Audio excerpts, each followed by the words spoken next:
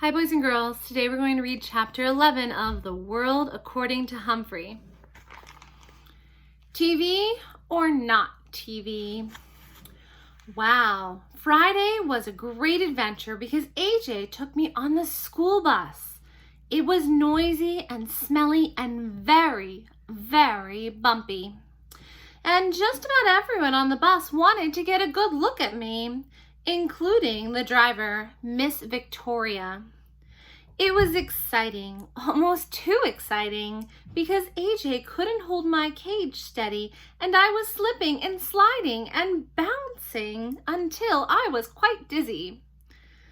"Sorry, Humphrey, I'm trying to hold still," AJ told me, as someone bumped his elbow and sent me sprawling on the floor of my cage. "It's all right," I squeaked weakly. The bus let us off close to AJ's house. It was a 2-story old house with a big porch. As soon as I entered, I got a warm welcome from AJ's mom, his younger brother Ty, and his little sister Deely, and his baby brother Bo. "Anthony James, introduce us to your little friend," his mom said, greeting us. Anthony James? Everybody at school called him AJ because his initials are AJ, or just age. "This is Humphrey," he answered. "Hello, Humphrey," said Mrs. Thomas. "So how was your day, Anthony?" "Lousy. Garth kept shooting rubber bands at me. He won't leave me alone." "But you two used to be friends," his mother said. "Used to be," AJ said, "until he turned into a jerk." Mom patted her son on the shoulder. "Well, you've got the whole weekend to get over it. Now take Humphrey into the den and get him settled." Mrs. Brisbane called him Lower Your Voice AJ because AJ always talked extra loud in class. I soon noticed that everybody in AJ's house talked extra loud. They had to because in the background the TV was always blaring. Now, every house I've been in so far had a TV. Even Miss Mac had a TV, and I enjoyed some of the shows I'd seen with her. There's one channel that has nothing but the most frightening shows about wild animals attacking one another. I mean wild, like tigers and bears and hippopotamuses. Gee, I hope that's not on our vocabulary test in the near future. Those shows make me appreciate the protection of a nice cage, as long as the lock doesn't quite lock. There's another channel that only has people in funny-looking clothes, dancing and singing in very strange places. It makes me glad I have a fur coat and I don't have to figure out what to wear every day. Mostly I like the cartoon shows. Sometimes they have mice and rabbits and other interesting rodents, although I've never seen a hamster show yet. Anyway, the difference at the Thomas's house is that the television is on all the time. There's a TV on across the table from a big comfy couch and a big comfy chair, and someone's almost always sitting there watching. I know because they put my cage on the floor next to the couch. I had a very good view of the TV. I couldn't always hear the TV though because AJ's mother had the radio in the kitchen, which was blaring most of the time while she cooked or did crossword puzzles or talked on the phone. No matter what she did, the radio was always on. When AJ's dad came home from work, he plopped down on the couch and watched TV a while he played with the baby. Then AJ and Ty plugged in some video games and played while Dad watched. Deely listened to the radio with her mom and danced around the kitchen. When it was time for dinner, the whole family took plates and sat in the den so they could watch TV while they ate. Then they watched TV some more. They made popcorn and kept watching. Finally, the kids went to bed. The baby first, then Deely, and later Tyler and AJ. After they were all in their rooms, Mr. and Mrs. Thomas kept watching TV and ate some ice cream. Later, Mrs. Thomas yawned loudly. "Oh, I've had it, Charlie. I'm going to bed, and I suggest you do too," she said. But Mr. Thomas just kept on watching, or at least kept sitting there until he fell asleep on the couch. I ended up watching the rest of the wrestling match without him. Unfortunately, the wrestler I was rooting for, Thor of Glore, lost. Finally, Mr. Thomas woke up, yawned, flicked off the TV, and went upstairs to bed. Peace at last. But the quiet only lasted about 10 minutes. Soon, Mom brought Bo downstairs and gave him a bottle while she watched TV. When Bo finally fell asleep, Mrs. Thomas yawned and flicked off the TV. Blessed relief. 5 minutes later, Mr. Thomas returned. "Sorry, hamster, can't sleep," he mumbled to me, and he flicked on the remote. He watched and then dozed off again.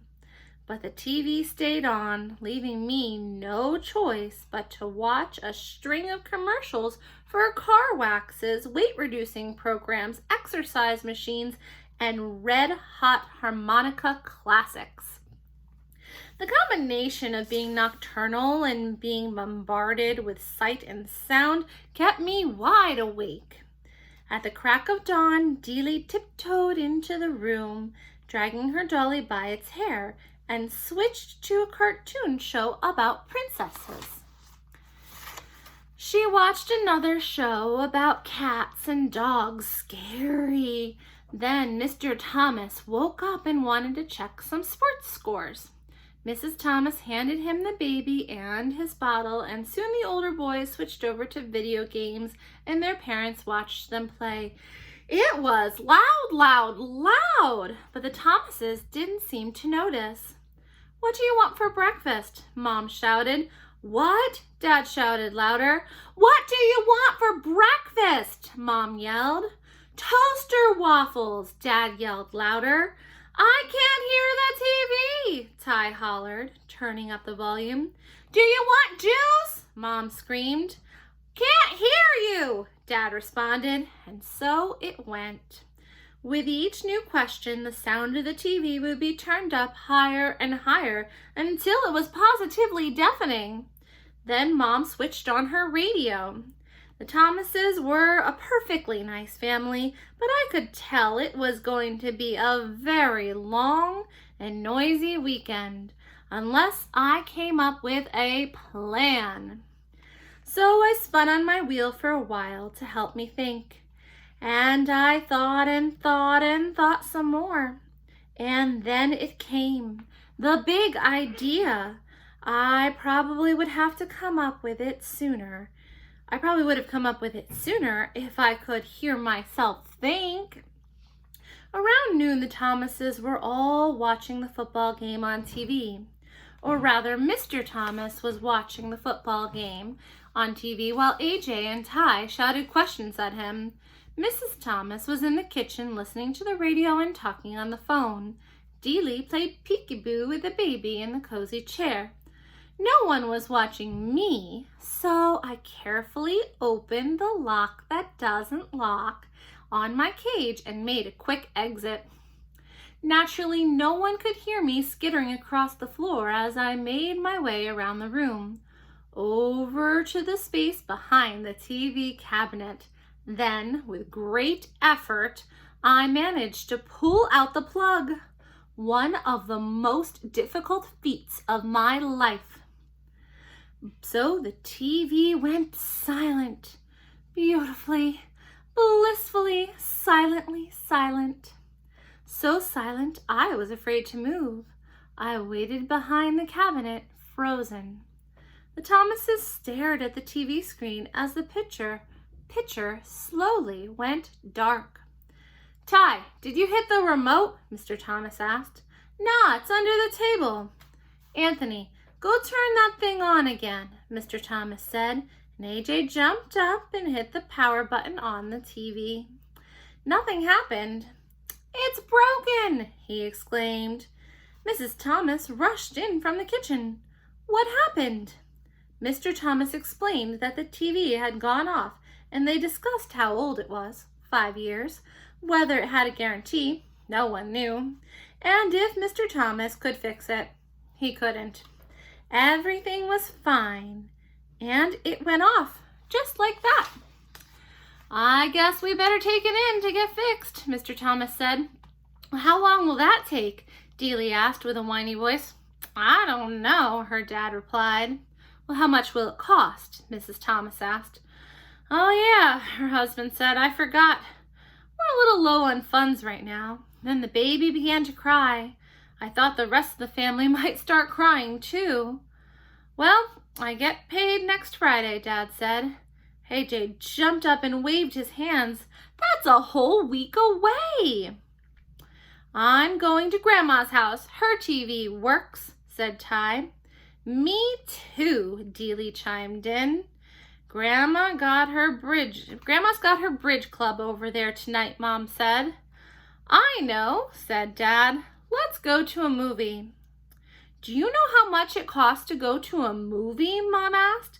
Besides, we can't take the baby. Oh. They whined and bickered for quite a while. They got so loud, I managed to scamper back to my cage unnoticed. Then I guess I dozed off. Remember, I had hardly a wink of sleep since I had arrived. The bickering was a nice, soothing background after all of that racket. I was only half asleep when the squabbling changed. But there's nothing to do, Dealey whined. Her father chuckled. Nothing to do? Girl, my brothers and I used to spend weekends at my grandma's house, and she never had a TV, wouldn't allow it. Oh, what did you do?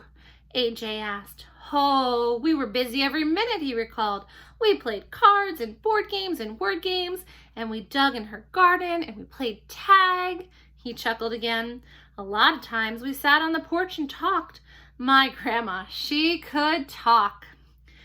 What'd you talk about? Ty wondered. Oh, she'd tell us stories about her growing up, about ghosts and funny things, like the time her uncle was walking in his sleep and went to church in his pajamas. Mrs. Thomas gasped. Oh, go on now, Charlie. I'm just telling you what she told us. He woke up in the middle of the service, looked down, and there he was in his blue and white striped pajamas. I let out a squeak of surprise, and all the kids giggled. Then Mrs. Thomas told a story about a girl in her class who came to school in her slippers by accident one day. Yes, the fuzzy kind, she explained with a big smile. They talked, and Dad got some cards, and they played a game of Crazy Eights, another one called Pig, where they put their fingers on their noses and laughed like hyenas. When Bo fussed, they took turns juggling him on their knees. After a while, Mrs. Thomas gasped, Goodness sakes, it's an hour past your bedtimes. The children groaned and asked if they could play cards tomorrow, and in a few minutes all the Thomases had gone to bed, and it was quiet, quiet, quiet for the first time since I had arrived. Tip 11. Be careful. If set free, hamsters are experts at disappearing in a room. From The Guide to the Care and Feeding of Hamsters by Dr. Harvey H. Hammer.